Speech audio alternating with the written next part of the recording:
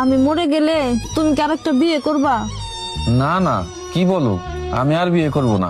ও আচ্ছা, ফুলে ফুলে ঘুরে মধু খেয়ে বেড়াবা তাই না? আচ্ছা, আমি বিয়ে করে নেব। সে তো করবেই, আমার মরার অপেক্ষা করে তো তুমি আসো।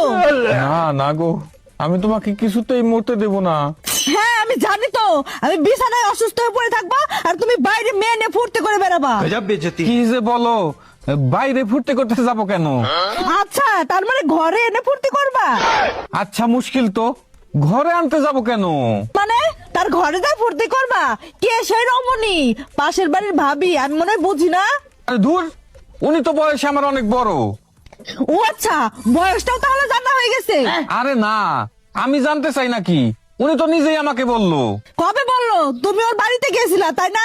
আরে না, ওনার ফোনটা হ্যাং করছিল, ভাইয়া বাসায় ছিল না, তাই আমাকে একটু ডাকছিল। ও আচ্ছা, ভাইয়া যখন বাসায় থাকে না তখন তুমি ওর বাড়িতে যাও না? চরিত্রহীন রংপট, আজই তোকে ডিভোর্স দেবো। আরে ধুর পাগলি, ডিভোর্স কি আর একদিনে হয় নাকি? ডিভোর্স দিতেও 3 মাস সময় লাগে। সে খবর নেওয়া হয়ে গেছে, বাকি কি রেখেছো আর শুনি? কি যে বলো, তুমি ঘুমাও তো। আমি ঘুমাই আর তুমি ভাবির সাথে ডেটিং করতে যাও তাই না? ধুর, তোমার যেমন চাই ভাবো, আমি গেলাম। আমার আর এই অশান্তি ভাল লাগে না। रुको जरा। সে তো যাবাই, তোমরা তো আগে থেকে টাইম ফিক্স করে রাখছো, তা যাবা না? যাও, আমি বুঝি না মনে হয়।